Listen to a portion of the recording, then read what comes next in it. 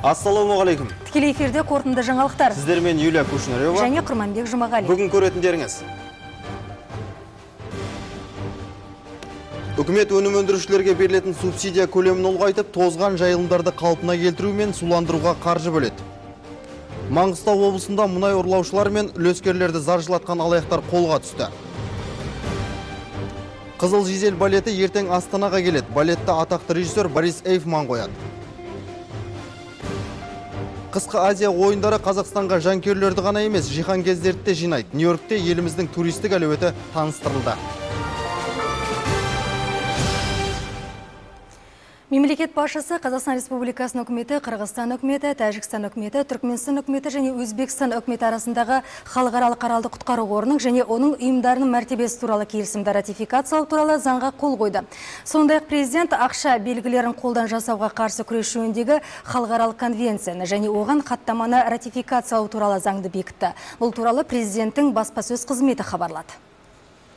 Бүгін мемлекет басшысы Нұрсұлтан Назарбаев ішкі істер министрі Серік Баймағамбетовті қабылдады. Министр президентке ведомствоның қазіргі жұмысы мен ішкі істер органдарын реформалау барысы туралы баяндады.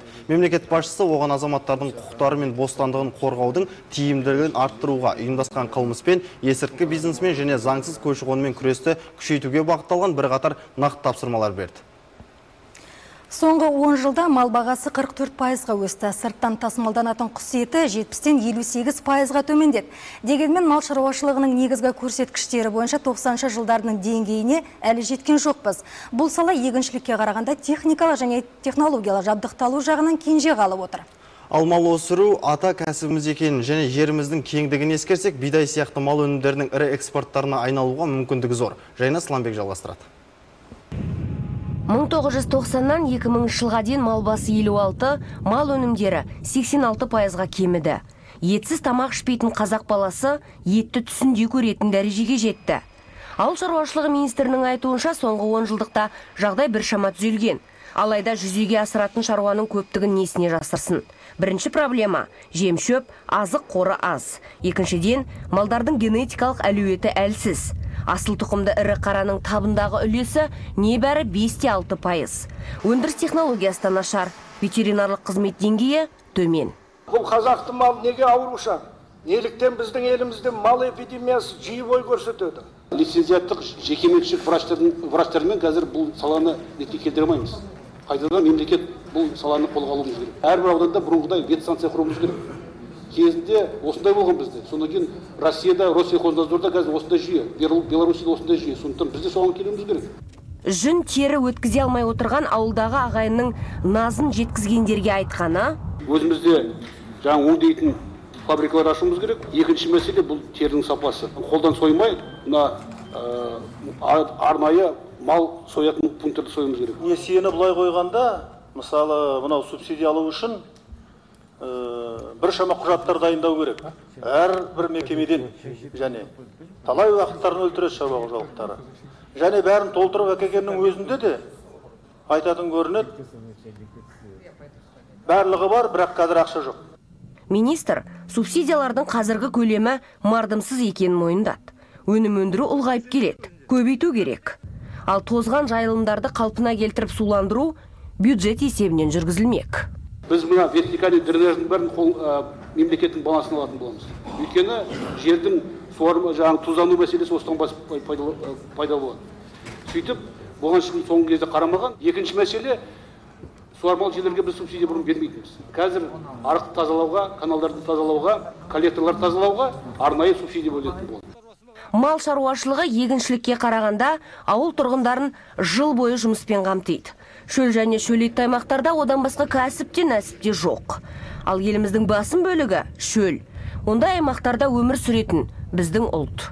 Бүгінгі кеңестің түйіні мал шаруашылығын дамыту ұлттық жобаға айналуы тиіс. Жайна Сламбек, Махмуд Саурбаев, Хабар агенттігі. Қазақ-француз кәсіпкерлері озық технологиялар саласында бірлесіп 8 ірі жобаны жүзеге асырмақ. Мәселен, келесі жылы Семейде құрғатылған бие сүтін шығаратын кәсіпорын ашылады. Ұнтаққа айналдырылған жылқының саумалы Европа елдеріне, Қытай мен Біріккен Араб Әмірліктеріне экспортқа жіберіледі. Бүгін Астанада Қазақстан-Француз технологиялар трансферті орталығының өкілдері атқарылған жұмыстар жайында баяндап, баспасөз мәслихатын өткізді. Европа елдері ішінде Франция Қазақстанмен бірінші болып стратегиялық әріптестік орнатты. Қос мемлекет бизнес саласындағы байланыстарды нығайтуға мүдделі. Жақында елбасы Нұрсұлтан Назарбаевтың Парижге сапары барысында құны 2 миллиард евро болатын ірі келісім шарттарға қол қойылды. Келісімдердің біріне сәйкес Қазақстан-Француз өндірістік технологиялар бірлестігі де құрылатын болады.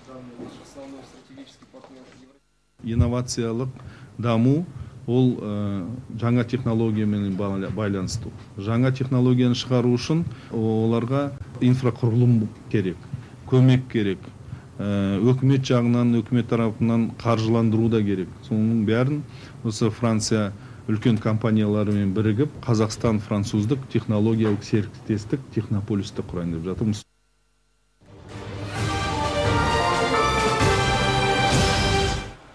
1-2 желтоқсан күні Астанада өтетін Еуропадағы қауіпсіздік және ынтымақтастық ұйымына мүше елдер мемлекет басшыларының саммитіне 45 елдің басшысы нақты қатысатындарын қуаттады. Бұл туралы Қазақстанның сыртқы істер министрлігінің баспасөз хатшысы Ильяс Умаров хабарлады. Ал ертең Қазақстан Республикасы парламенті мәжілісінің төрағасы Орал Мұхамеджановтың шақыруымен елімізге ресми сапармен Қытай халықтық саяси алқалы кеңесі комитетінің төрағасы Цзя Цинлин келеді. Сапар барысында Цзя Цинлин президент Нұрсұлтан Назарбаевтың қабылдауында болып, Қазақстанның жетекші жоғарғы оқу орындарының бірінде баяндама жасайды. Ел үшін және Еуропа үшін де маңызы зор. Еуропадағы қауіпсіздік және ынтымақтастық ұйымы Астана саммитінің өтуіне бір айдан аз уақыт қалды. 56 мемлекеттің жетекшілері 11 жылдық үзілістен кейін алғаш рет Қазақстанның елордасында бас қосады. Қазір дайындық жұмыстары қызу жүруде. Күн тәртібінде қаралуы мүмкін деген тақырыптары белгілі болғанымен тосын тұстары болуы мүмкін. Әлемдік саясат, экономика мен қауіпсіздіктің келелі мәселелері саммит қатысушылары назарына ілігеді. Тілші материалында. Отандық сарапшылар Астана саммиті Еуропадағы қауіпсіздік және ынтымақтастық ұйымы кеңістігіндегі байланыстардың жаңа сатыға көтерілуіне серпін береді деген ойда. Қазақстан тарапы ұсынып отырған 9 сұрақ осыған бағытталғандай. Олар альянс жұмысы, Еуропадағы қауіпсіздік және ынтымақтастық ұйымының толыққанды халықаралық ұйымға айналу және трансұлттық қауіп-қатерлермен шиеленіскен дауларды шешуді, Ауғанстандағы жағдай мен басқа да көптеген мәселелерді қамтиды. Соңғы жылдары Еуропадағы қауіпсіздік және ынтымақтастық ұйымының іс-әрекеті саябырсып қалған еді. Аясы да тарыла бастаған. Қазақстанның ОБСЕ үштігіндегі жұмысынан одан әрі төрағалығынан бастап, Қазақстан бірқатар тың бастамаларды көтерді. Ұйымға мүше елдерді 1975 жылғы Хельсинки келісімін ұмытпауға, шығыс пен батыс арасындағы қырғи-қабақ соғыс аяқталған, батыс пен соцлагер арасындағы темір перде ысырылған 1990 жылы қабылданған Париж хартиясын есте ұстауға шақырды. Кездесуде жаппай қырып жою қаруын таратпау жайы да қаралады. 1999 жылғы Вена құжатын жаңарту бойынша түрлі ұсыныстар айтылады деп күтілуде.